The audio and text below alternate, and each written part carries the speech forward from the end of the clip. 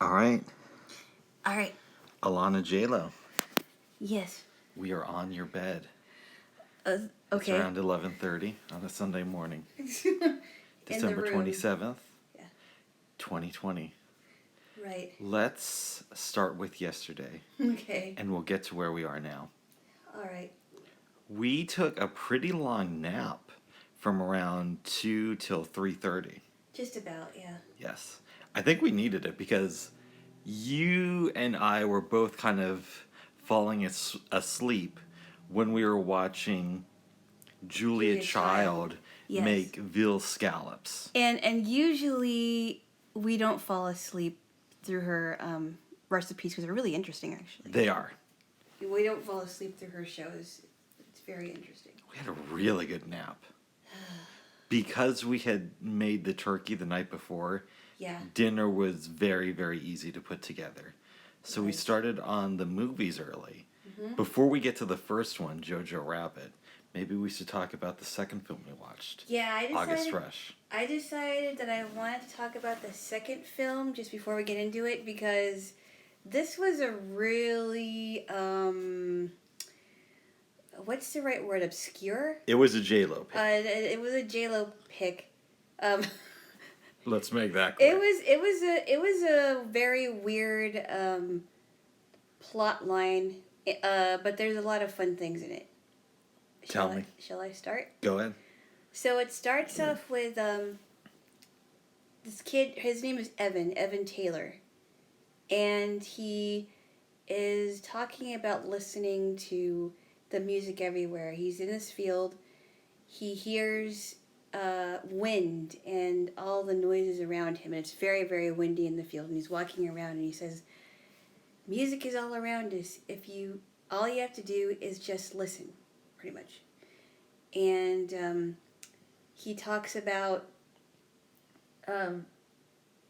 maybe if I listen, he's like, maybe someday I'll learn how to play because when I learn how to play music, then maybe they can hear me and I can hear them.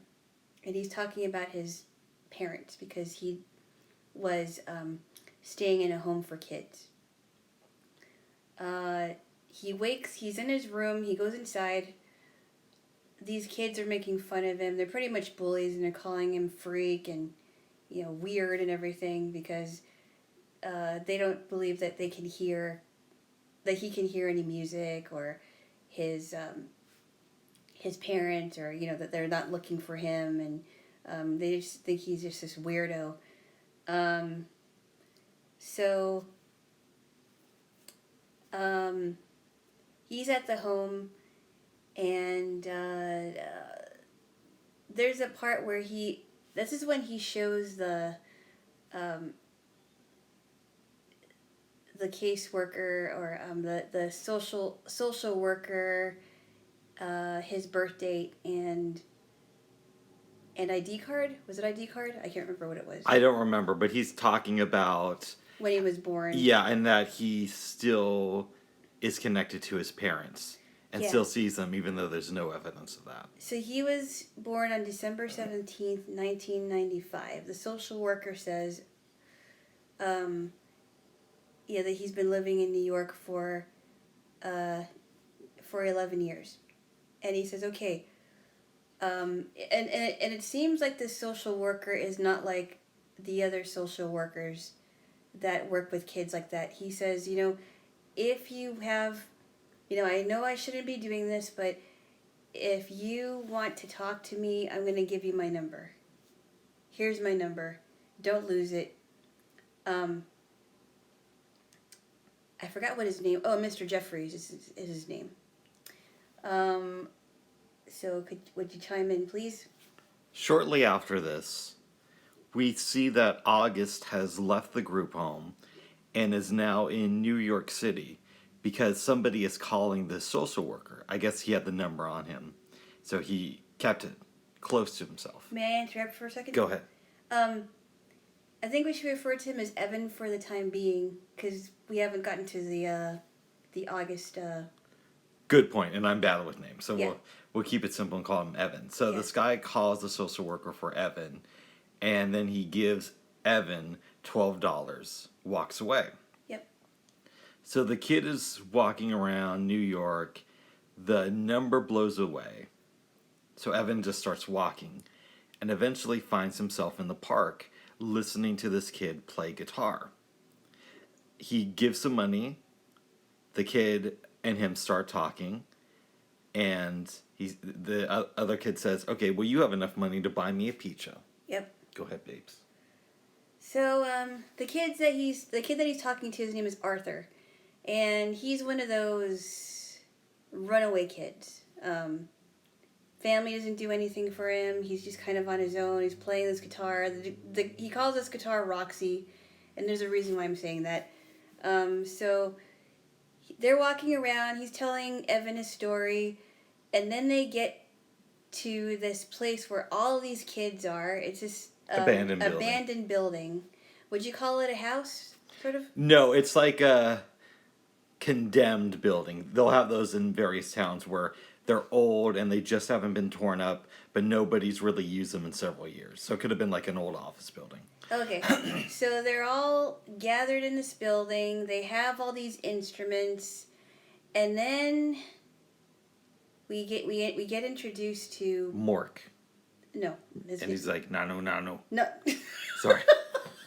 I love that show. I haven't watched that show in a while. Nanu Nanu. Anyway, no, he's not Mork. He's not Hook. Or Peter Pan. No, it was a man who calls himself the Wizard, played by Robin Williams. This was when he was on Lean Times. Keep going, babes. What? Well, he had a long career, and as many actors experience, sometimes you're at the top of your field, and at other points you're struggling to get work. You're at the bottom of your game. I wouldn't quite say that, but you have to do anything you can. There's still offers, but they're not for the A-list parts that you may have had 10 years earlier. I don't believe this is like his best role ever, but...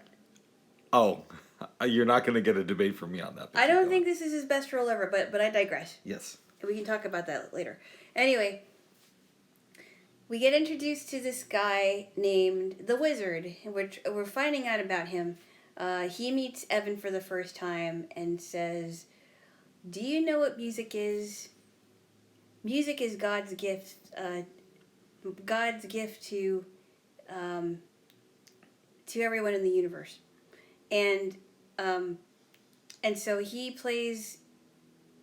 starts playing a few notes on his guitar, which is Roxy, or Roxanne, or whatever. Anyway, so he's playing a few notes, and he starts really getting into it. I don't know if somebody's playing for him in the movie, because sometimes people use stunt doubles or people that actually know. They'll redub the sound. They'll redub the sound, or they'll they'll play it on a tape and whatever it is. But it sounded really cool.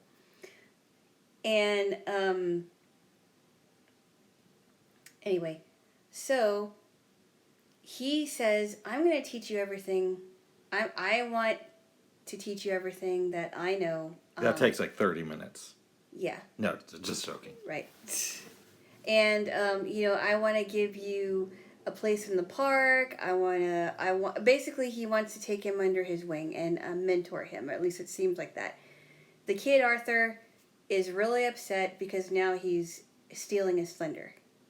Because Arthur was a musical genius at one point. And he was under the Wizard's wing. So, the Wizard's like, what is your name? He's like, "My name is Evan Taylor." He's like, "Evan? That's not a good stage name. We have to think of something." So there's a truck that drives by. On the side of the truck it says August Rush. And he's like, "August Rush, doesn't that sound like a great name?" And he's like, "I guess." And he's like, "Okay, now introducing August Rush." So he coins the name August Rush as Evan's stage name. And he's calling people and making offers about paying this much for this kid to perform, and all this other things, and meanwhile, in the midst of all that, we go back and forth to Evan's parents.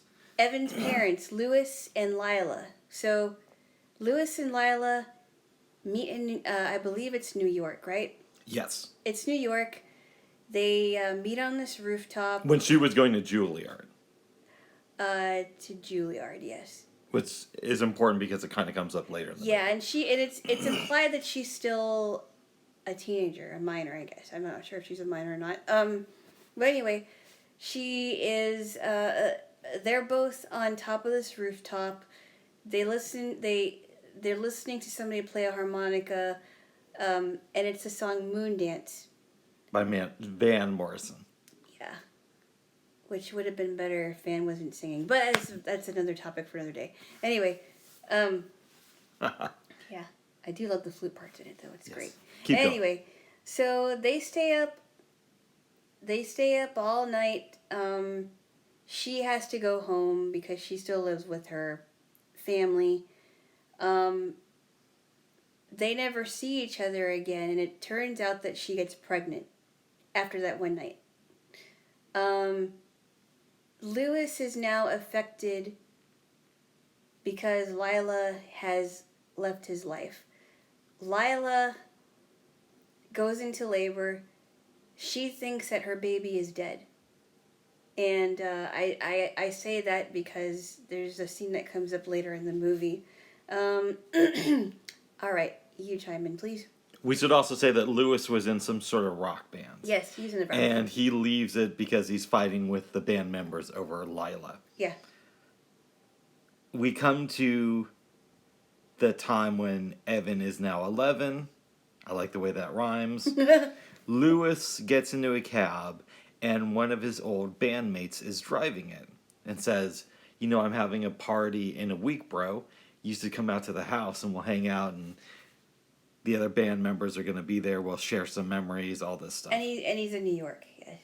I thought he was in Chicago. Oh, I'm sorry. He went to Chicago. Or was it San Francisco? Or something like that. He's in another city. He's somewhere else, yeah. Yeah. So he goes there with his girlfriend. They're showing videotape of the band playing, Lewis giving the vocals, and he gets into this fight with another band member. Girlfriend leaves. The other bandmate chases Lewis and says, hey, it was good to have you back, even if it's for a minute, bro. You know, that's awesome. We go to Chicago. Lila gets a phone call that her dad is dying. And he seems like an awesome guy. And she is thinking about she was thinking about performing again. Because she had never gone back to the stage after the supposed death of her child. She taught music, but she became a shell of her former self. Right. Yeah. So he goes to see the dad. He's like, guess what? You got a kid out there. I kind of lied to you because I thought it would make your life better. And even though I'll save my commentary for later. He doesn't actually explain what happened, like how the child was taken. He didn't. You know, the child obviously was not adopted, or maybe he was adopted but placed in a home afterwards. I don't know. We don't know the specifics, so it was kind of like, what? So she goes to New York. Homeboy Lewis. Homeboy? Really? Well, babes. He goes to Chicago. Somehow he knows that she was last in Chicago. I don't know how. I don't know how either. And he finds where she's living. She had a roommate who just went on her honeymoon. He knocks on the door of the landlord who says, oh yeah, that's the musician. She just went on a honeymoon with their boyfriend. Who got it wrong. Yeah. And they never explain how he figured out that they got the wrong one. Right. But in any event, she calls her friend who's on the honeymoon, explains that, oh, I have this dead baby that I thought was dead. But I think I can hear. I think that, every night I think I can hear him. Well, and we know now that she knows that he's still alive, so she tells the friend all this stuff, and the friend's like, oh, just be cool about it. I'm on my honeymoon. We'll talk. We'll talk when I come back. Yes. And we will talk after this commentary, after we describe the movie about that scene. Yeah. But so she's in New York. She goes to a social worker's office and she sees Evan's social worker walking by randomly. Mm-hmm. And she Randomly. yeah, makes a lot of sense. And then the next morning, she's waiting outside the building because she knows to talk to him. Yep. Take it away, Jaylo. She does talk to him, and he says, when was your child born, and what's his name? And she says, well, he was born on December 17th, 1995. And he, things start to come together. I also have to mention and go back to Evan's part, because somehow he is able to leave that family that he's a part of with all the kids and the wizard, and applies to go to Juilliard. What happens is, right? Yeah, he goes into a church. They're doing choir music. Oh, that's right. I forgot about that. He stays there for the night. Then the next morning, Evan meets this girl who's playing piano. She's one of the best things of the movie, by the way. Her name's Hope.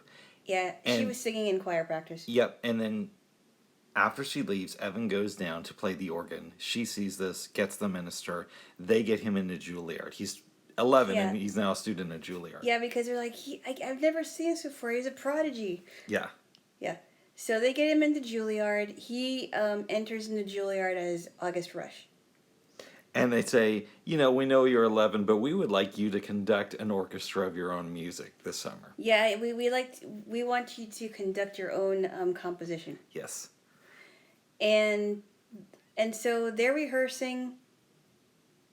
The wizard finds out where he is because he sees his poster of August Rush. And he goes and tells them that he is his father, which we know that he's not his father. But Evan decides to go along with it. Evan decides to go along with it. We don't know why. So he goes back with the wizard, and they're really upset. He's really upset, and Arthur's like, "Come on, Og. I mean, you belong here. You don't need to be at Juilliard." And he's he's playing, and this is on the same night that he's supposed to give a concert. And he runs into his father, Louis. He runs into Louis, who comes to perform with his old band in New York. Yes. He goes to a club to rehearse, and then they're going to do like another gig. And so Louis meets him on the street, says, "Hey, kid, if I were you, I would not miss out on my performance at Juilliard." Right. So he tells the wizard and everybody, like, "I'm going to go now. I'm going now, but I'm not coming back." And the wizard's like, "Well, you're not going anywhere because I can tell." Basically, he's threatening to tell people the truth about him.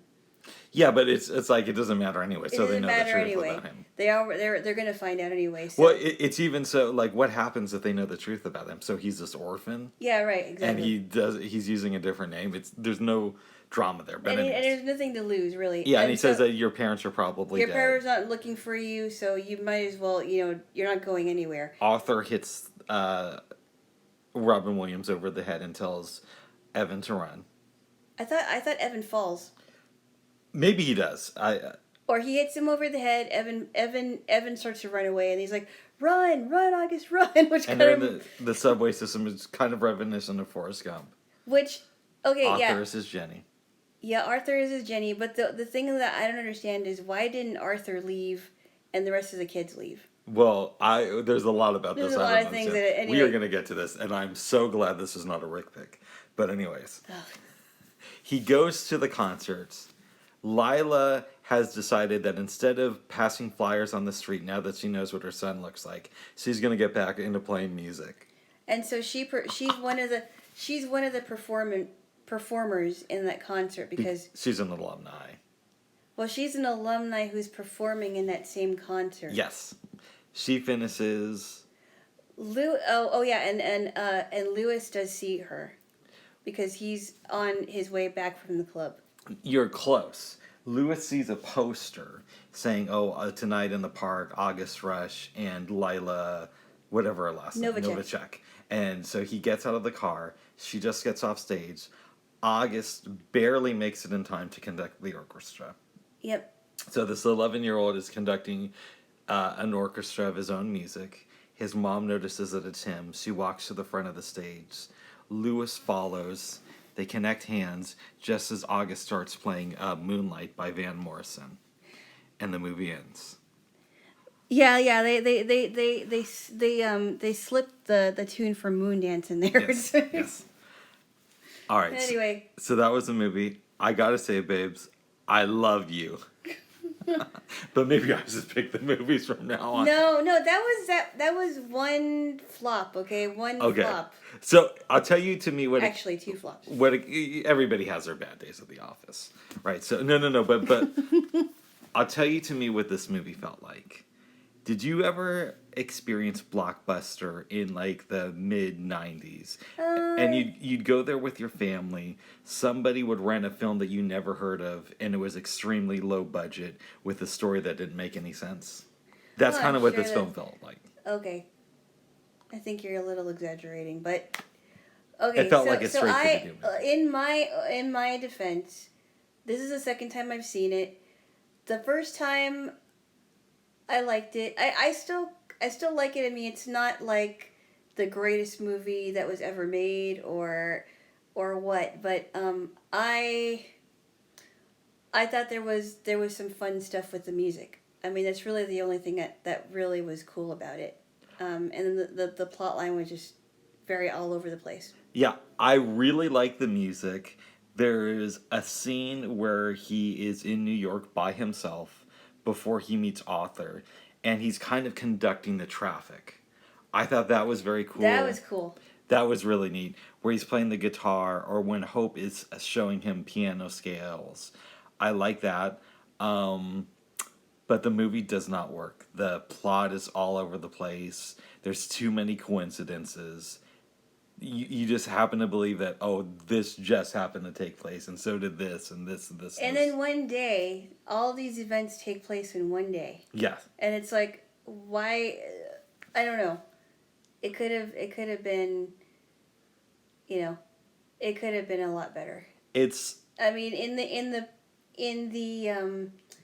previews, when I watched the previews years ago, I thought it was going to be a really cool movie, and in some ways I do like it, but it's like, okay, maybe I second guessed it. Yeah, I would say this: it's a bad movie with some good music scenes. I also liked, because I just don't want to trash on it, the way that they intercut Lila's music with Lewis's music. Yeah, they connected together. That was pretty cool. That was really cool. Yeah, it was very cool. You said something interesting. What? I was kind of making fun of the movie after we watched it last night, and you said, you got to remember, I saw this before we started dating, which I took to mean that you look at movies differently since we've been together. Yes. Because of my influence. Something like that, yeah. You would say that that's true. Yeah. You're a little more intense than I am. But you've learned from me, though, about how to watch movies. Not necessarily how to watch movies, but what to think about while I'm watching movies. That makes me feel really good. Okay. Yes. Okay. It wasn't... So here's one thing I was expecting to happen, and I'm glad it didn't. Mm-hmm. The social worker at one point tells Lila that he used to be a father. I'm thinking to myself, either he's going to run into Arthur or Hope, and it's going to turn out that they're his kid. No, they're not. and I'm so glad that didn't happen, and I was wrong about that. No, Arthur was Arthur was always going to be, he ended up being that kid that was just on his own with all the other kids. Yes. And Hope was, we don't know much about Hope's family, but she is, she's in the church choir and knows the pastor of the church. So she's the best character in this movie, I think. I liked her. I really did. There's not too much of her. There's just enough. She seems smart, but not like one of those overly intelligent kids. Great voice. Yes. Great voice. Yes. Yeah. I totally believed her in this movie. Right. What is this film teach us about chasing your dream? I think it basically says, never let anyone discourage you. Because remember in the beginning where August, or Evan rather, I keep saying August, but it's not really his name. Evan is like, well, I want to play music because this is how music makes me feel, and I want people to hear it, especially my parents. But everybody is trying to discourage him. The wizard is thinking that he knows best what's best for him, but he just didn't listen to anyone. He just followed his own dream. What does this film tell us about being a homeless teenager or a homeless 11-year-old? I just think that if you were to continue to be homeless, and I don't think that because they were so impressionable, right? The rest of the kids, I'm guessing they thought that they were going to get a better life if they were under the wizard. But if you remember, the wizard was going to make a profit off of these kids and, sell them off. Yes. If you remember right. I So do. he doesn't have their best interests at heart. And August Evan decided that I'm not going to live like that. I'm going to make my own way for myself, and I don't need to be on the streets to do it.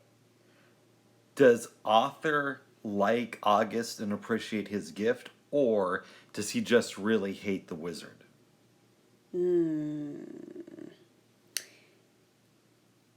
That's a good question. I don't know. Maybe he does. Maybe Arthur does appreciate his gift, but now realize that the wizard is not good for him. I don't know. It's not. It's hard to say. Yeah. I don't know if Arthur. I was wondering if Arthur was going to use his kid. Actually, In some ways, he does. he does, because I don't know. I mean, because Arthur's one of those kids that it's like, that seems like he's one of those. I'm going to look out for me before I look out for anybody else. But he's also had a very hard life. Yes. And he has to fend for himself. Yes.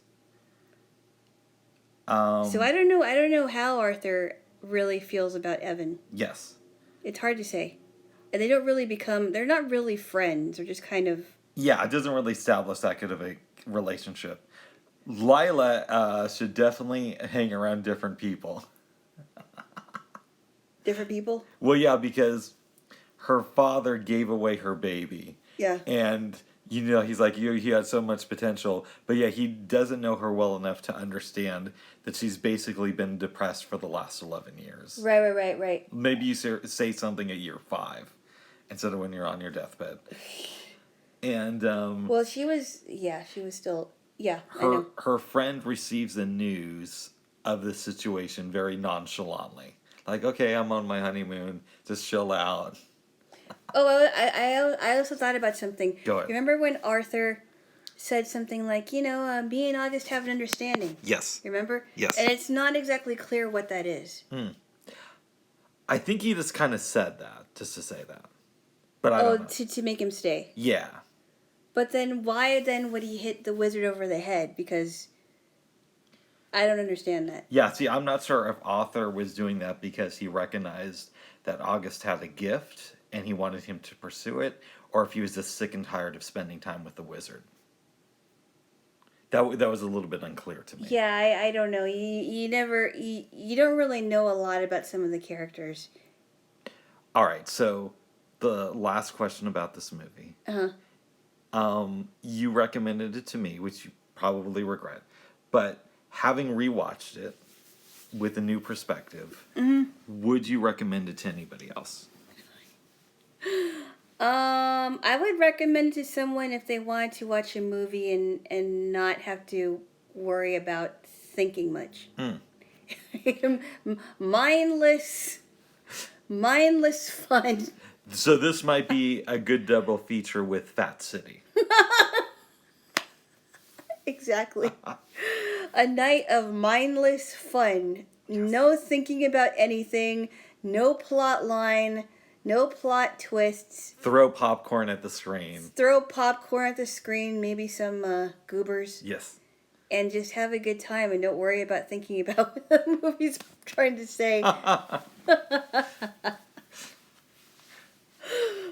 mean, if you want to be more confused, watch Fat City before this one. Yes. It's just... Jaylo, Yeah. before we move on to Jojo Rabbit, could I get a kiss? Why? Because I've never kissed a woman before, babes. Oh, you liar. This will be my first kiss ever. Oh, you liar. I'm going to be birthday boy in 164 days. It's Oh, gross. my goodness. All right. Thank you, babes. You're strange. Yes. Now, let's go to a Rick pick.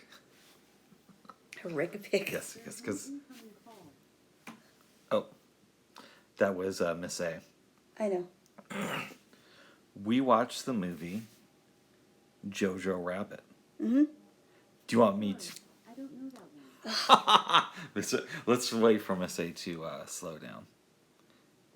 La la la la la. She doesn't seem to be responding, so I think we're good. Hey, which button is the mute button? Let me see. Give it to me, because is it plugged in?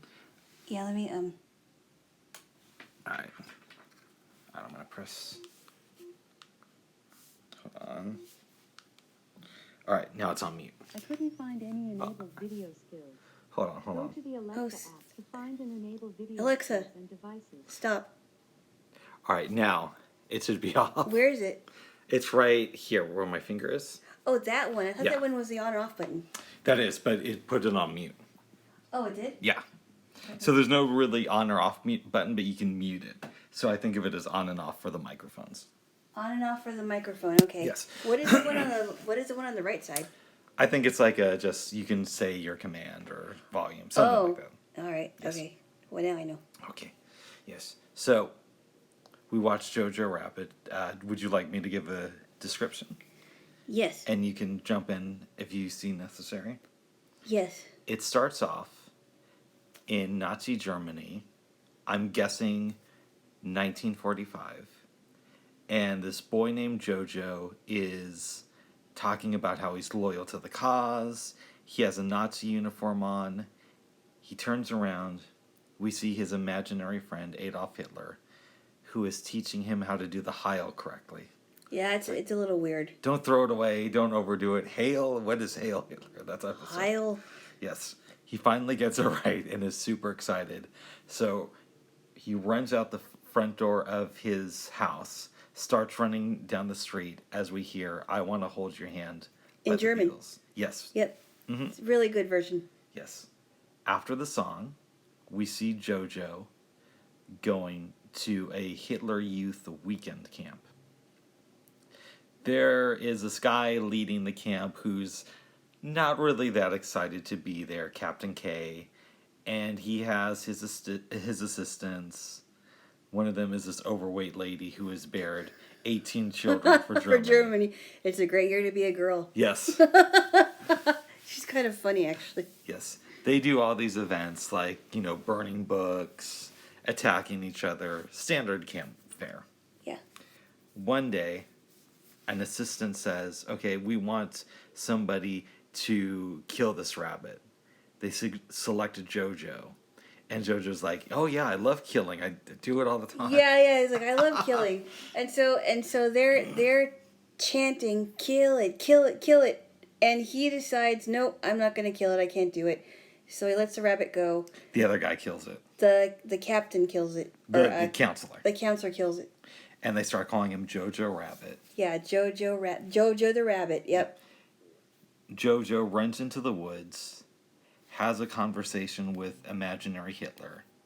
Jojo's best friend comes there, named Yorkie, who's this overweight kid. Yeah. And Jojo's like, yeah, it's time to run.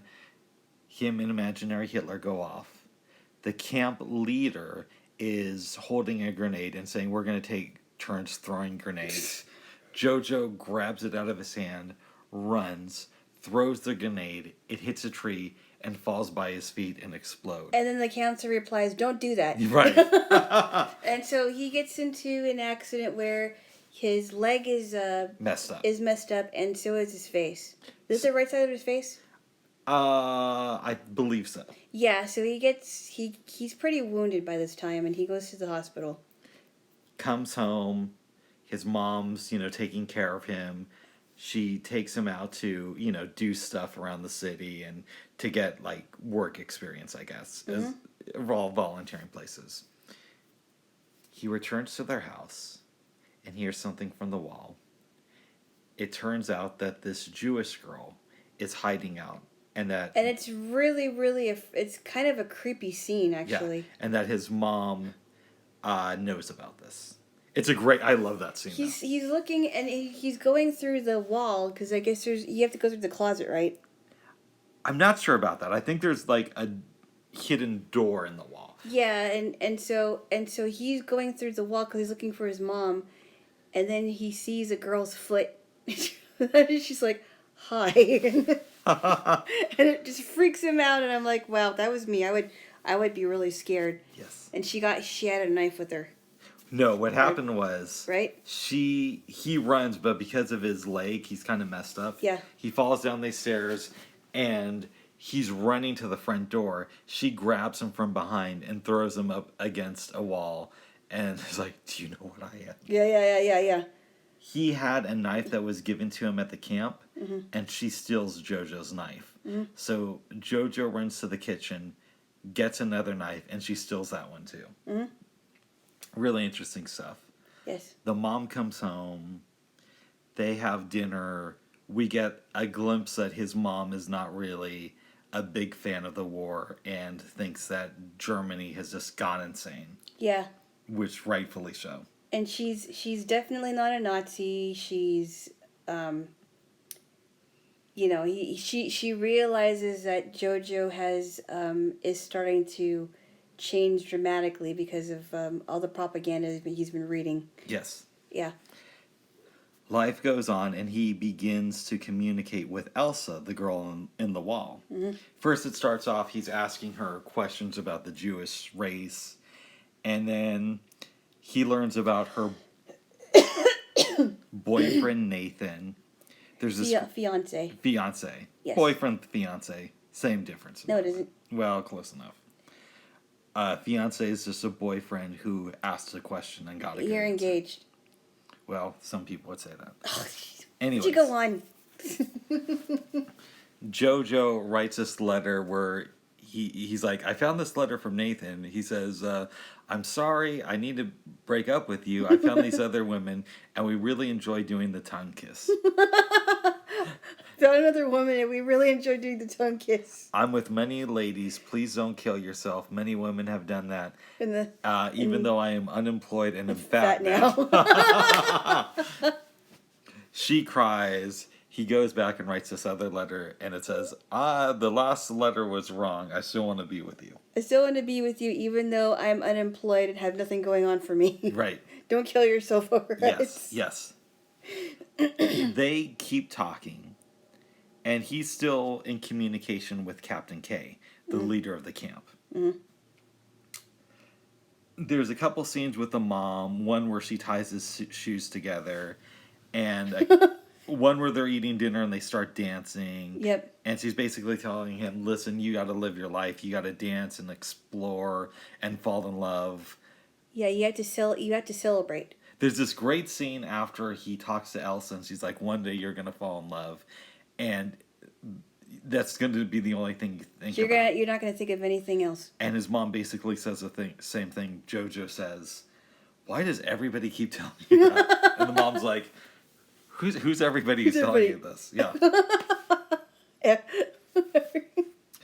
So him and Elsa get closer. One day, before we get there, there are a couple of cool scenes with Elsa and the mom, where they're talking late at night, and we find out that Elsa was a good friend of JoJo's sister who died a couple years ago. Right, right. And we don't know how she died or anything much about her. Yeah, but they have these great conversations. First, the mom's like, JoJo can't find out about you. You got to be more discreet. Then there's another conversation where she's talking about all the things you've got to do, you've got to live to achieve in life. Because she doesn't know anything about being a woman. Exactly, because she's like maybe 17. 17, yeah. That's my guess. Very young. Yes. Okay. Maybe 16. Anyways. Yeah. One day, because JoJo and Elsa are getting closer, she takes a bath and is just hanging around the house when the Gestapo comes by to look around. They're exploring, they're looking at things. They find this book that JoJo has been working on. And it's called You Who Jew. It's all about the Jewish race and about some guy named Nathan who's like getting tortured. Who's Nathan? Why is it? What is this? Die, Nathan, die? Nathan getting thrown out of a cannon. Nathan getting burned at a stake. Nathan getting hung. That reminds me, we left that one guy. They think it's pretty funny. And I think this is when JoJo starts to turn on the Nazi movement. Yeah, and they also talk to Elsa and realize, that may be his sister. What happened was Captain K was not with the Gestapo when they entered the house. Right. But he comes by maybe about a minute later. That was hilarious. She's like, "Hey, how's it going, everybody?" Hey guys, how's it going? They see Elsa because she's kind of hiding for a while, rightfully so. Yeah. The Gestapo go up to her bedroom with Captain K. They ask for her ID. She gives it to Captain K, and she gives the wrong date of birth. K realizes this, but doesn't say anything. Okay, so they leave. She's freaked out. She tells JoJo, I said I was born on the first, but it's really the seventh. Yeah. Yes. And now things are going to go crazy. Things are going to go crazy. Yep. Couple hours or so later, JoJo's walking around the city. He sees a butterfly. He starts looking at it. And then he looks up and sees that his mom has been hanged publicly. And she showed him these people that were hung in the public square Earlier in the movie. And there's this... That scene is great because JoJo says to her, what did they do? She replies with, whatever they could. Whatever they could, yeah. And I love that. And he grabs onto her feet. All you see is the bottom half of her body in the scene. And he just starts crying. Then you notice JoJo looking up, seeing her face, and he starts crying again. Eventually, he just sits down in the public square and looks at her, which is very powerful, I thought. So now, JoJo and Elsa are alone. They're starting to get closer. They're having trouble with food. At one point, you see JoJo eating a small meal while imaginary Hitler has this huge meal. feast. Yes. And eventually, the Germans are invaded. Yep. There's this interesting conversation that Elsa has in the attic with JoJo as they're watching things go down. She informs him that your mother and father were both part of the resistance and they didn't tell you because they didn't want to get you hurt. Right. Right. And she also explains how his mom took her in. Yes. And a family, friends of family members and friends of friends. And how she ran away when her parents were taken away to the concentration camps. Right. And she was able to be saved by his mom. There's a great scene earlier in the movie that I forgot to mention where JoJo's saying, oh, we can never be friends because you're a Jew and I'm a Nazi. And Elsa explains, you're not really a Nazi. You're just a 10-year-old boy who likes uniforms and is looking to be part of a club. Yep. Those people out there are killers and monsters. Yeah, right. So after the scene where Elsa and JoJo are watching things go down, we go to the next day. Remember, Elsa can't leave because she's Jewish and she could be executed. Right. But JoJo is walking the streets. he runs into Yorkie, his overweight buddy, who is now a member of the military. They start moving stuff, and Yorkie's like, "We're getting invaded by all sides. Our only allies are the The Japanese. Japanese. And between you and me, they don't look very Aryan." He is so funny. Yes. That little boy is so funny. Yes. He's like the comic relief of all of this. One of them. And yeah. He knows that JoJo has a girlfriend. Kind of. Yeah, everybody's dying. The fat lady from the summer camp puts a grenade on somebody and says, "Go hug an American." Yeah. And then she walks out with a gun and is blown up. Yep. JoJo's walking around. Eventually, a soldier grabs him and throws him into this area where you see Captain K for the last time. Mm-hmm. And they're talking. He says, "I'm sorry to hear about your mom, Rose. She was a good lady." Yeah. Like an actual good lady, not like you or me. Right, right. He says, "I'm going to save you."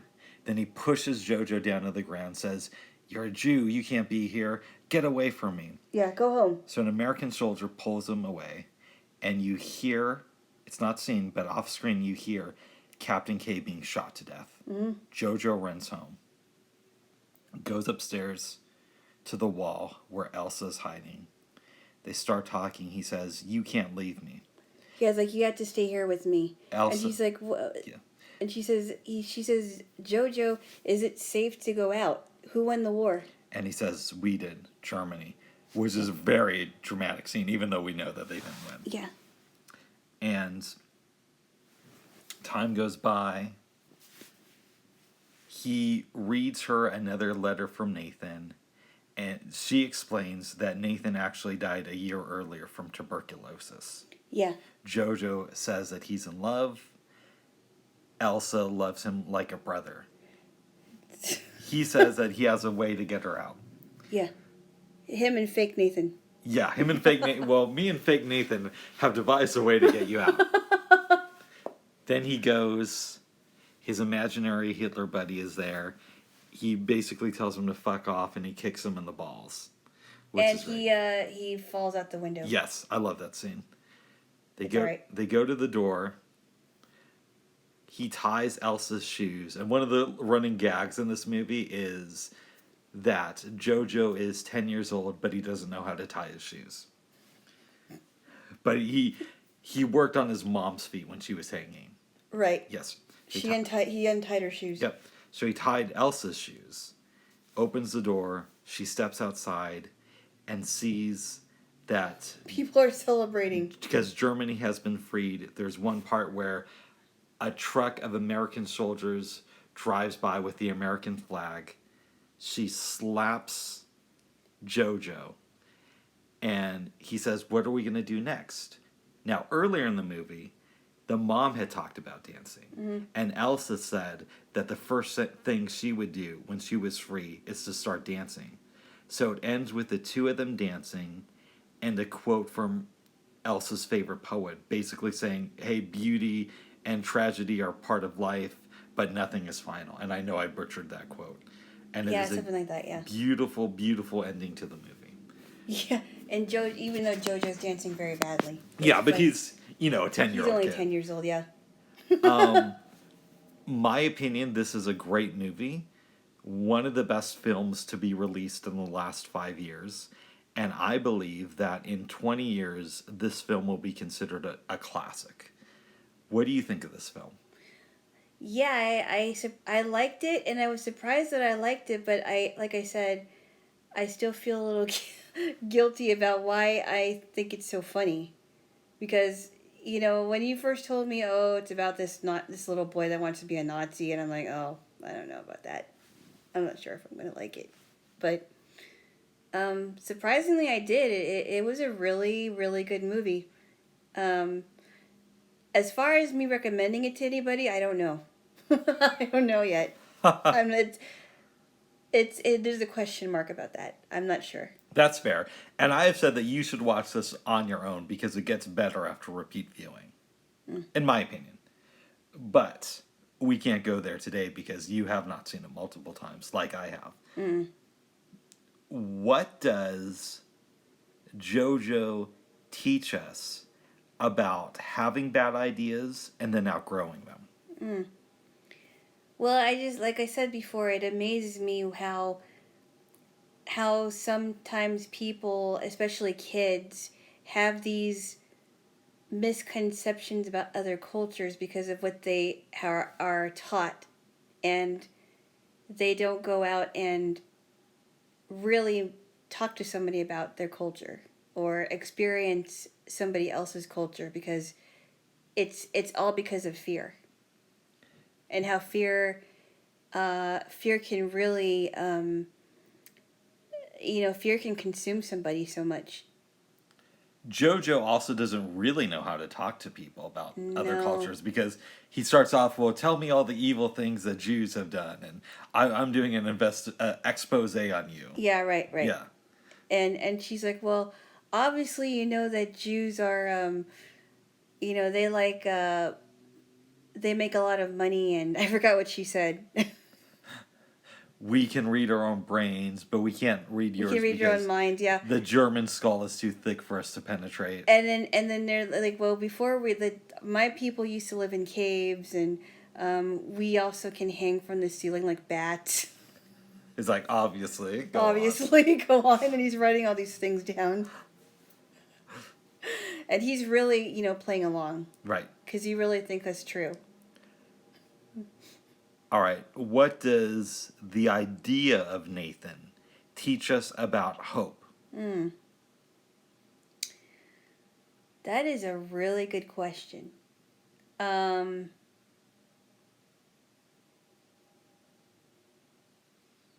lost my thought. Sorry. Yeah, so one of the reasons I think this movie is so great is because the comedy works really well, but there's also all these different hidden meanings to the movie. So when I think of Nathan, Elsa knows that he's dead. Mm-hmm. I believe she gets upset at the letter because she obviously knows that Nathan didn't leave her, Mm-hmm. but it's a reminder that she's never going to see him again. Mm-hmm. Having said that, she gets happy when Jojo reads the second letter Mm-hmm. for a couple of different reasons. One, she understands that this is his way of apologizing, Mm-hmm. and he doesn't know that Nathan is dead.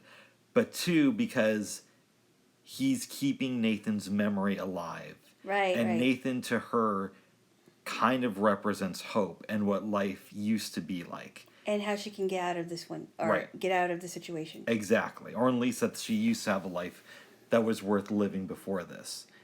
Yeah, because in the last letter it said that Nathan was going to be waiting for her in Paris. Mm-hmm. But I think it was.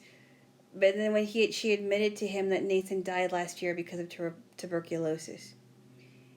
And then she was playing along with the letters, and he's like, "What about these letters?" Yeah. It's just funny. It's like, yeah, I knew that was she figured it out. Well, she knew all along. Well, she knew it all along, but she played along, and but I think that because of what they went through together, JoJo really wanted to make sure that not only was he taken care of, but she was taken care of.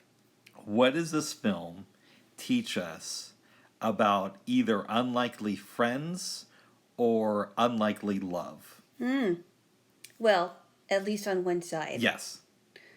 That's a good question. It's you don't when I was talking about how much some people don't know about certain cultures because either they don't want to know and they choose to be ignorant about them, or because of what they were taught and they don't know anything better. They took the time to get to know each other. It turns out that that Elsa had a more of a connection with Jojo and his family, and it just took some time for them to realize that they're no different than each other. They're just they come from two different cultures, but as far as humans go, they're no different than each other. In a way, Jojo is kind of forced to spend time with Elsa. Yep. It's true that he could have avoided her, but it's kind of odd to stay away from somebody who lives in the same house as you. Yeah, it is. I'm curious. If Jojo had never met Elsa, and let's just say, for the sake of argument, that there were no concentration camps, but Germany was a very anti-Semitic society, Right. do you think that Jojo would have grown up hating Jews? Possibly. Wait, if Germany was an anti-Semitic society? Yeah, let's just say that Germany was very unfriendly to the Jewish people, but there were no concentration camps. And I know that that's a big if. But I'm curious what you think Jojo would have thought of the Jewish people as an adult. Had Elsa not lived in his house? Yes. And if they didn't have any concentration camps, he probably would have gone on to be a Nazi soldier. I think. So you okay. That, That's a very interesting take. well, I mean, I don't know. Right. I think that may happen. So he would have followed the propaganda of his country. I think it's possible. Maybe. It's possible, but I'm glad he didn't. What do you think we can learn about or from Captain K? You know, Captain K is an interesting guy. I don't know. Didn't you make an observation like he was a counselor of that Nazi camp for kids, but he let Elsa go even though he knew she was a Jew, right? Yes. But he was sympathetic to the Jews who were taken to concentration camps, correct?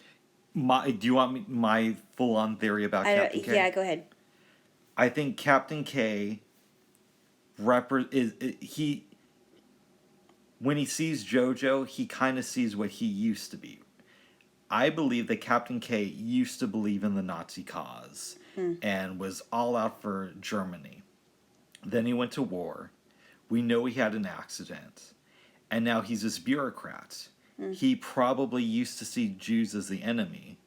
But the more he looks at his life, he sees that it's not Jews who are oppressing him. It's not Jews who are keeping him down the social ladder. It's his fellow Germans. Right. They're the ones who took him out of the army. They're the ones who demoted him to a camp counselor and eventually took him out of that post.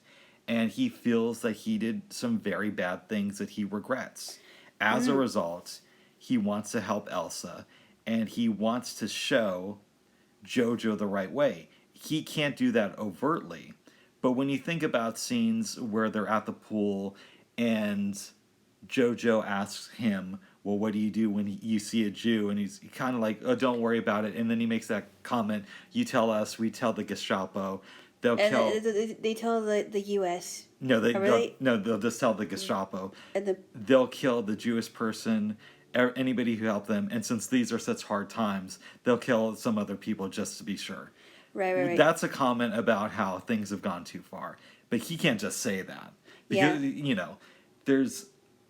Well, I think it's really interesting, too, because when Jojo asks him to talk about the Jewish people, he's very reluctant. Yeah, so he's the other thing I was going to say was there's that great scene where they're in the office, and Jojo brings up Jewish people again, and he's like, not this again. No, I know. So I was very surprised, actually. Yeah, so I think he used to be like Jojo, and then he saw who his real oppressors were. He can't just go out and be like Jojo's mom, but he can help where he can. And one of the people he could help was Elsa. It was a small thing he did, but he did it. He helped save Jojo's life at the end because he had a feeling that Jojo would grow up and change and was in the process of growing. Any more thoughts about Captain K? No, but I think you might be onto something with your theory. What does Yorkie teach us? Am I pronouncing it right? I don't know if it's Yoki or it might be Yoki. I don't know. What does Yoki teach us? I think he teaches us that you can find humor in any kind of situation. Because you remember when he was making all those jokes, like in the middle of the war, like about the Japanese and oh, good for you, Jojo. You have a girlfriend. Now she can be free, and I'm gonna go home to my mother. I need a cuddle. It's I don't know. It's just because he's such a comic relief, right? He's he seems like a really happy-go-lucky kid, even though there's a war around him and he's joining the military. We have a differing opinion a little bit about him. I mean, that's how I saw it. Okay, I understand that. What I would say, he represents to us when youth is violated. Mm. Because he's made to be a soldier and he's like 11 years old. Mm-hmm. His childhood is ruined. Mm-hmm. Who knows how this is going to affect him throughout the years. So he's been violated. Mm-hmm. And he shows us kind of how a child might react to that type of violation, but also is a warning sign that we should let kids be kids, so they don't have to see so much death and destruction, and they're not forced to participate in it. That's what I think when I think of him. Interesting. Like he's kind of oblivious. No, he's a violated child. He's a violated child. But he's too young to understand that at this Interesting. point in his life. Well, that's really interesting. I do believe that JoJo has a lot more depth to him than Yoki does. Right, but if this was a Yoki movie, you might have a different opinion. Yeah. What can we learn from Scarlett Johansson in this movie? I think she was a mom that was doing all she could because her husband was gone to Italy. She had a dead daughter. She had a dead daughter. She's taking care of her son that was injured because he went to that Nazi camp, and also dealing with the fact that her son wants to grow up to be a Nazi. And so she, not that I would condone it, but she medicates herself by drinking. And, she's trying to hide what she's doing because she doesn't want her son to get hurt. She doesn't want anybody in her family to get hurt, and she doesn't want to get hurt either. But she's taking a big risk. She is also somebody who has lived a life. Mm-hmm. In some ways, it's a commentary of people from that generation. They went out and experienced things. They might have watched some of their kids die, but they experienced a full life where now it feels like we have a life through movies instead of going out and actually living it. She teaches us to live. She gives us the excuse to go out there and live up to our full potential. Would you agree with that? Oh, yeah. Because he gives some good advice to JoJo when she says, you're a kid, you shouldn't be worried about politics. Yeah. And you should dance. Dancing is a sign of freedom. Yeah, and you should celebrate who you are. And be grateful for what you have. Yes. And don't worry about all that other stuff. Yeah. I'm curious, Jaylo. What? To me, this is a very upbeat ending. And I would even say it's kind of a tearjerker. Yeah. Would you agree with that? I would. And I want to know from you, what happens to JoJo and Elsa after the music stops? I don't know.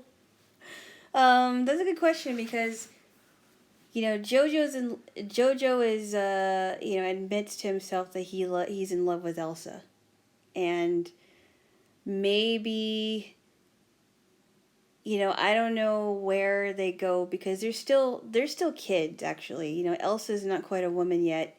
JoJo's only 10. I do wonder where they go after that because the only place they can go is to JoJo's house, but there's nobody there to look after them. And I don't know if he has any family. I don't know where her family is. It's hard to say. Their future, to me, seems kind of uncertain. I like that. Yeah. But you are correct. In some ways, I would love to watch a sequel to this movie to find out what happened to the two of them. I mean, does JoJo grow up and do they both grow up and realize that they love each other? Elsa realizes that she loves him, or does he forget about her and falls in love with somebody else later on and realizes that Nazism isn't for him and lives a normal life as a German. Well, I think he already realized You that know, the Nazi path was incorrect. yeah, I know that, but I But mean, what does he do about it afterwards? yeah, in my imagination, and again, I don't know if any of this is true, but this is what I choose to believe. Mm-hmm. They live in the house for a while after. Maybe it's a few months, maybe it's a couple years. They go their separate ways, but they always remain close Yeah. because this is such a unique experience. Mm-hmm. I can't see them going a long period of time where they just don't talk to each other. I don't think so either because their friendship is the way that they became close to each other. It's such a touching thing, very touching, and now they all that's right now as we see it, they're all they've got now, Mm-hmm. and they don't have anyone else to depend on. What does Elsa teach us about being a reluctant mentor? A reluctant mentor. Yes. That's a good question. Well, let's hear your opinion. What do you think about that? She's forced into this situation. I agree. And listen, if somebody was calling my people horrible names and writing this expose on them, I probably wouldn't be that thrilled to be around them, even if they were a little kid. Yeah, yeah. But she takes it with stride and she begins to mold this person. So it's, I'm not sure how I feel about this, but what I will say is it kind of makes me want to re-examine the times in my life where I've been unkind to people who haven't been as knowledgeable as I am and have just wanted some advice. Mm-hmm. Because you see how she handles it. Right. And you think to yourself, well, I could do better. She handles it so gracefully. I mean, they didn't start on the right foot in the beginning, but she handles it with grace. She is gracious towards Jojo, and remember towards the end when she's like, you are so good to me, Yes. telling Jojo that, and That's when she's still on the wall. yes, Yes. and she's like, you were so good to me, and he didn't have to be that way. I mean, he could have just told her, you better leave now, or I'm going to call the Gestapo. Mm-hmm. But when she admitted to him that he was just very good to her, it was really touching to me. But that's also due to her influence. Right. And giving him the encouragement to grow as a human being. Mm-hmm. Again, it makes me regret those times where I haven't done that with other people. Mm. Does this film bring up any thoughts of regret for you? I can't think of anything like that. Maybe there were times where I misjudged somebody, and thought, oh, we could never be friends, or not necessarily that I was mean to them, but that because a person came from a different background, or maybe they were just different in general, I just thought, well, we could never be friends anyway. We're totally different people. This person seems like they're stuck up, or whatever it is. It's not so much that I may have been mean to them. It's just that I just kind of dismissed it and didn't really want to have a friendship with them because of how I felt. Now you may channel your inner Elsa. Or Elsa. I don't know. But it really, I mean, their friendship is a very touching one, if anything. Yes. If anything that I ever get out of this movie, which it really teaches a lot about giving somebody a chance. Does this film tell us anything about cancel culture? You mean like, are you talking about PC culture? That could be another term for it. Okay. I think it does. I think it does too. What are your thoughts on that? I know I've mentioned the scene already, but to me, it's the most obvious commentary on that world is when Jojo says that he is a Nazi, and she explains, "No, you're just a dumb kid who likes these symbols." Mm-hmm. To me, that says that Elsa can forgive because she knows that Jojo is going to grow out of it, Mm-hmm. versus people who look at the social media postings of others Right. from years ago and say this is a sign that this person is always going to be like that and that they Yeah. should never work again. Exactly, and I'm glad that we are both on the same page as this, because I think it's absolutely wrong. Because people can make mistakes in the past, that doesn't mean they're going to be like that forever. And it doesn't, and it shouldn't affect their, if they made a life for themselves, it should not. They shouldn't be sentenced to a life of condemnation because of it. Yes. And I think that it's awful. It's awful. I mean, people can bring up your entire youth in just one post and say you ought to be shunned for the rest of your life. I don't think that's right. And Elsa is kind of challenging us to go another way. Exactly. I mean, people are so afraid to tell the truth anymore, right? Mm-hmm. I mean, she challenges us to say, hey, this person needs to know what's really true and what isn't true. And she points it out to Jojo so I just like the way she does it. She's not mean, but she says, this is what you really are. You're not this person. Nazism doesn't define you. You're just 10 years old and you're trying to figure stuff out. I think this might be my favorite movie about World War II. Just because of how deep it goes on so many different levels. Mm-hmm. And I want to know from you, you know that I think this film will be considered a classic. Mm-hmm. Do you feel that way? I don't know. Okay. I really don't know because of in our time of cancel culture, I don't know how it's going to be in 20 years when we're old and gray and, in our 60s. You know what I mean? Yeah. When we're like way past, when we're like, past, past the earlier years of middle age, and when we're kind of coming to that part of our lives when we're considered senior citizens. I don't know how it's going to be for movies like that. I do think that people will be quoting this films kind of like they do with another film we watched earlier this week, The Big Lebowski. I think people will be quoting Jojo Rabbit in 20 years and writing book essays about it that are taken seriously. I really do. Well, you might be right. I'm not too sure because, like I said, we are living in a time of cancel culture and PC everything. So who knows? Maybe there's going to be a shift in that. Yes. I can only hope that there's a shift in it, because I'm pretty sure that the majority of Americans are pretty tired of it. Absolutely. I hope so. Yes. I hope they are because I am.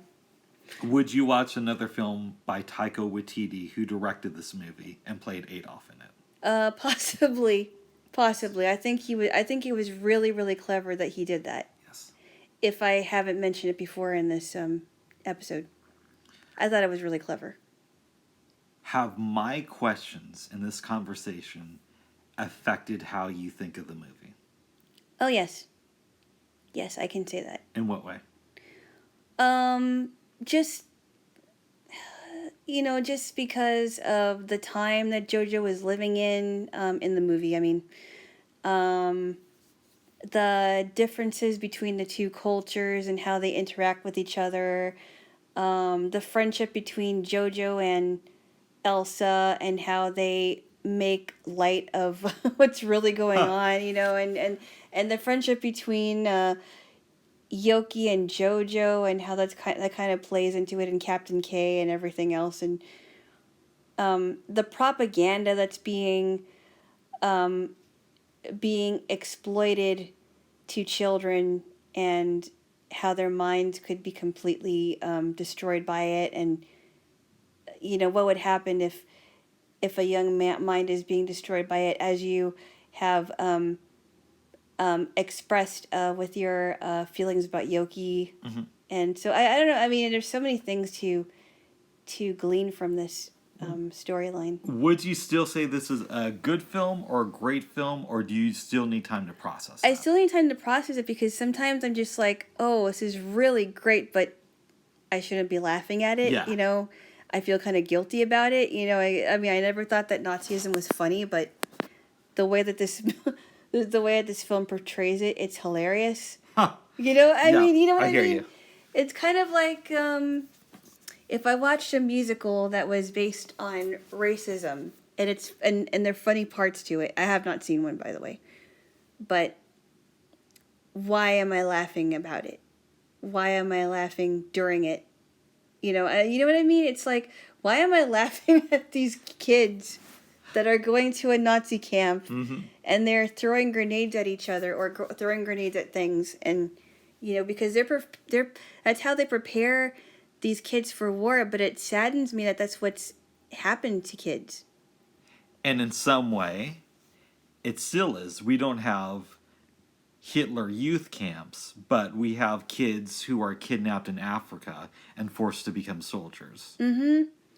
And like I've told you before, I have seen a documentary on Hitler, and how they exploited the youth is it's amazing to me how they made these Hitler youth programs so appealing to these teenagers that they don't know what they're getting into, and then they put them on the front lines because the other soldiers aren't going to kill the children.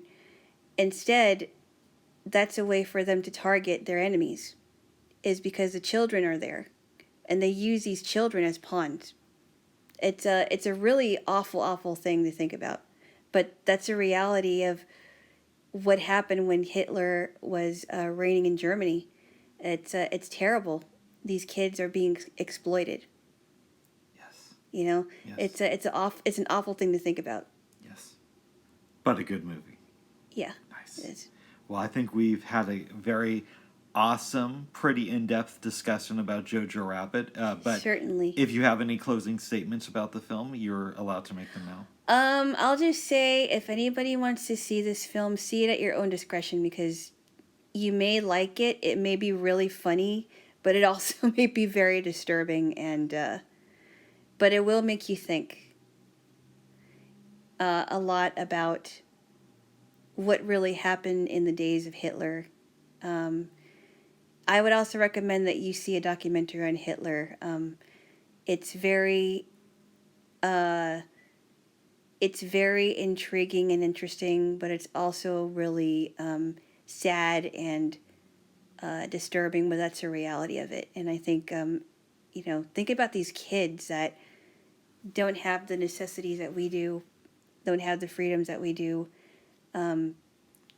Just keep them in mind, because that is their reality. That was their reality. Yes. In a way, babe, I'm wondering, we're not going to do this because we've seen both of these movies. Okay. But, or I mean, maybe we could sometime in the future. But I'm wondering how well this movie would pair with something like The Shawshank Redemption. Oh, jeez. No, but think of it. Like, Elsa is... She's kind of like Andy Dufresne. She's right. trapped, but she doesn't let it destroy her life. No, she used it to her advantage. Right. And I just think that it would be an interesting two films to watch together, because they both have endings that have brought me, well, I cry at the ending of The Shawshank Redemption, and I come very close to crying at the ending of Jojo Rabbit. Yes. Yes. I don't know. Just a thought. It's possible. What about the pairing of Jojo Rabbit and Mr. Holland's Opus? That would be interesting. That would be interesting, but totally different Yes. subjects. Yes. I don't know. I mean, Shawshank Redemption's pretty heavy. I don't know that. I don't know. I don't know. It's a very different heavy, though. I would recommend that people consider watching those two movies together. I would start with Shawshank and then go to Jojo Rabbit. Jojo Rabbit is obviously more lighthearted than Shawshank Redemption, but yeah, they'll make those movies will make you think. Yeah, but JoJo has a lot of heavy stuff in it too. There is a lot of heavy stuff. Yes. But like I said, see it at your own discretion. Yes, yes. Do not show that movie to children under 13. I would say that's a very wise thing to say. I would say high schoolers would probably be. It would probably be beneficial for a high schooler to see it. I think if this film would have came out in 1998, Yeah. when I was around the age of 15, I would have loved it then too. But I wouldn't have gotten the deeper meanings of it. I wouldn't either because I just wouldn't be interested, I think. Because my mind was not, I wasn't thinking about that. I was thinking about, boys and getting out of high school and Yes. trying to get everything, all my credits done so I could officially leave school. I wasn't thinking about the Hitler Youth and and political things. Nice. I mean, my mind was elsewhere, so I probably wouldn't have understood it either. You were thinking about the Jaylo youth. Something like that, Yes. yeah. The Jaylo. Okay, I'm gonna quote my friends now. Okay, do what I want. Okay. Well, No. before we move on, I think we need a kiss because it's been a while. Oh, it's beautiful. Okay, that's enough. Okay. No funny noises. Yes. After we watched the movies, Yes. you and I went to bed fairly early. Mm-hmm. I think we both had some issues sleeping, though. Kind of, yeah. I think I woke up like at 3 something. I was listening to what I was listening to. But then I didn't get to bed and I didn't get back to sleep until probably after 5. And then I wake up like after 8. Right? I think you got to bed around 6 because you woke me up and I checked the clock and it was just after 6. Did I wake you up? What did I do? You were coughing and you went to the bathroom at one point and came back. Okay. And then I'm awake, you fall asleep. I wake you up at 5 I wake you up at 8. I did, but then you go back to you sleep again. I fall asleep again. We wake up at 9:23. 5. I think it was 3, but Anyway. yeah. And then I don't know about you, but I fall back asleep until like 10:16. I do too. Okay. Eventually. Nice. And I'm like, okay, well, I'm going. It was one of those mornings where I personally was like, I think it's one of those mornings where I just did not want to. I didn't want to get up right away. It was like, you're tired. It's cold. Go back to sleep for a bit. Yes. I'm hoping it's going to be a better night tonight that I'm going to sleep. Even though I'm gonna be gone. Right. Right. We then had some showers. Well, Separate. by ourselves. Yes, yes, okay, yes. by ourselves. I would have Okay, that's enough. That's enough. protested if your wish would have came true of us having showers together. That's not my wish. Because I'm a good Bible reader. That's not my wish. That's your wish. Okay, what else? If we're being really honest. We had some cornbread. And the cornbread's gone, by the way. Yes, and then we recorded this. I'm wondering, babe. Yes. How has this weekend affected your life? Well, it is. Oops, sorry. Go ahead. This is actually the first Christmas that I ever spent in Portland. That's not true. Oh no, I'm sorry. That was last year. I'm sorry. Okay. I should rephrase that. The first Christmas in my own apartment in Portland. That's what I'm trying to say. Last year was different. Have you grown from this weekend? Have you learned any life lessons? I don't know that I learned any life lessons, but the movies that we did see really stuck with me. That's good. That's when you know you're watching a good movie, is when you think about it later. Yeah, I'm still thinking about Jojo Rabbit right now as we speak. Yeah, and I believe you will be throughout the week too. And Mr. Holland's Opus, the second time that I saw it, which was with you, we saw it on Friday. Mm-hmm. That movie, I only saw it once before Friday, and I never forgot it. I never forgot it.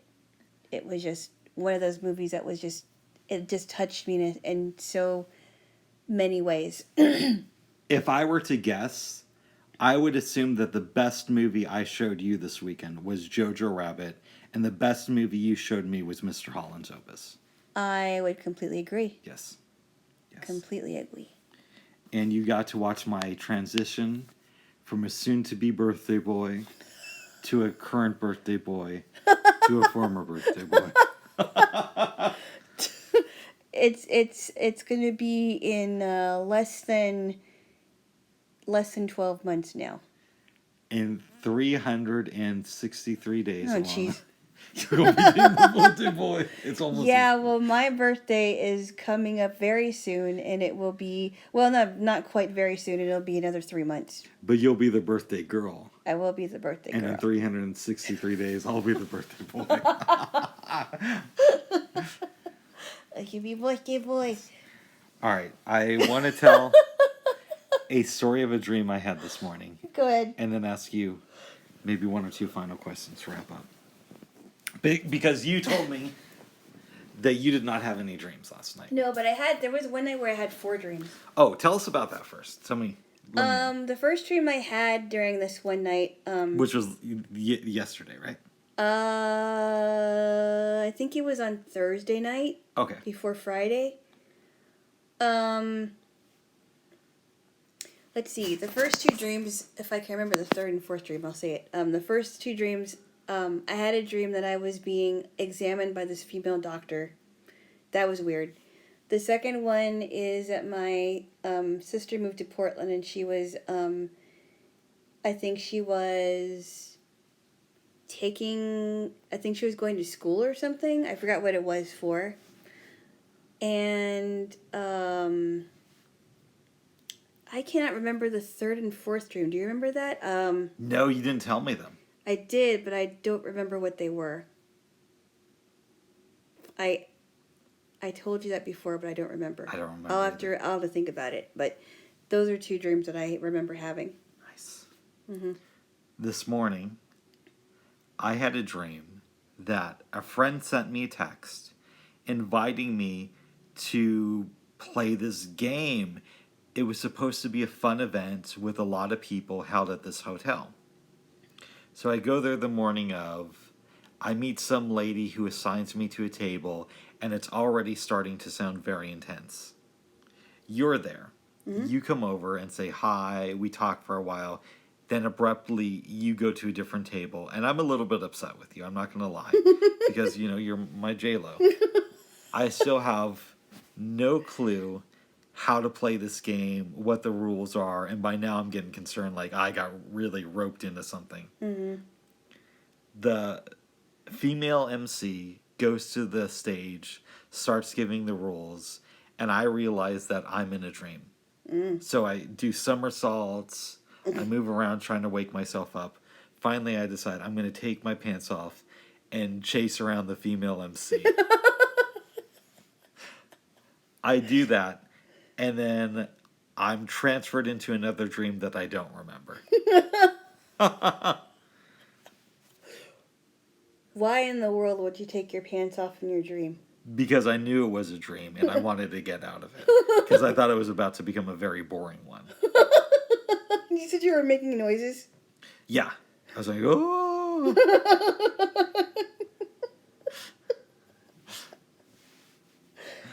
That's really funny. Thank you. That's really funny. Yes, babes. Yeah. Yes. Jaylo. Mm-hmm. What self-love exercises, if any, do you plan on doing between now and Thursday when I come over again? Catching up on sleep. I've been able to sleep better this week than I have in a while. And it's just been very hard because, like I've said, every time the seasons change, so do my sleep patterns. My circadian rhythms were off. So, yeah, sleeping. Nice. Sleeping. And then there's some other things I have to do as well that I've been putting off because of Christmas weekend. Uh-oh. Yeah. Very nice. So what about you? would you say? Maybe do some reading, hang out, and just sort of enjoy. Yeah, I gotta continue on with my book, 1984, because it's really good. I'm glad that I picked it up now that I'm older, because now I have a better understanding about what it's talking about here. Are you still on chapter 3? I believe so. I think I might start it over again just to make sure that I'm on the right page or the right spot. Nice. But yeah, it's very interesting. Good. 1984 and then Jojo Rabbit. Yes. Are you going to read the book that it's based on? I don't know. Okay. I don't know. I'm not too sure about that. I might check that out this week. Let me know what you think about it. I will. Because, yeah, that movie was that was a crazy movie. Yeah, it had some good music in it, too. It's definitely some good music. I Want to Hold Your Hand in German. Yeah. It's pretty And cool. that one song he's listening to, I think right after he finds out that his mom died, and they're doing the montage with him and Elsa. Da da da da da da da. Anyways. Yeah, that's good music. Yes. And the music that they were playing when everybody around him is dead, pretty much. He's walking around and he's seeing all these bodies. It's like, whoa, it's pretty eerie. I was surprised that it was the rating it was, like we've talked about. Because we Googled it and found out that it was PG-13. I expected it to be an R. Sure. Yeah. A lot of violence. Yep. Yeah. Ton of violence, and there was bombing. There's bombs going off. And plus you have him getting slapped in the face and Hitler and all that stuff. Oh, right, yeah. Yes. Yeah. Yes. Alana, is there anything else you want to say before we wrap up this episode, which will be called Jaylo Rabbit? Oh my goodness. Well, I just want to say that this was Christmas was very, very nice, if I haven't said it before. I really do hope you like your present. I do. I love my present. Oh, good. I got this, I can say it now. I got a battery base, a new one. Yes, I think we said that yesterday, but it bears repeating. It bears repeating because I like it better than the other one I had. Oh, good. Yeah, I was surprised because the other one had a speaker on it. Yeah, but the only problem with that is that the speaker short-circuited. Yeah. That's why that's why I didn't like it after a while. I was like, oh, I have to throw this out. But now I like it because I can just take it. I can take it anywhere I want to when it's charged. That's good, babes. Yes. Very good. Well, babes, you want to kiss me and we'll wrap this up? Do I want to? Yes. Or should I? You should, and you want to. I say we wrap this up. Maybe we have a little bit of turkey, and then the remainder of the cake and some ice cream, and then I'll get ready to get out of your hair and let you do your Jaylo thing. Jaylo thing? Yeah. Yes. But we should kiss first, babes. Okay. Okay. Oh. Okay.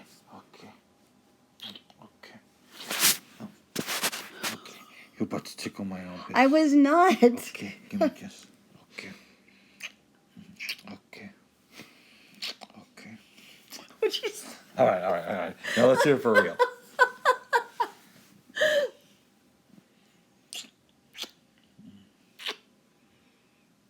Okay. All right, Jaylo, any last words? Are you good? I am good. Everybody have a good rest of the weekend. Yes. Even though that's not when it's going to be posted. Yes. But have a happy 27th. Thank you. Even though it's coming out later. Yeah. Listen to this on the 27th of January. or on January. Yes. Sometime in January, whichever day it is. Sounds good.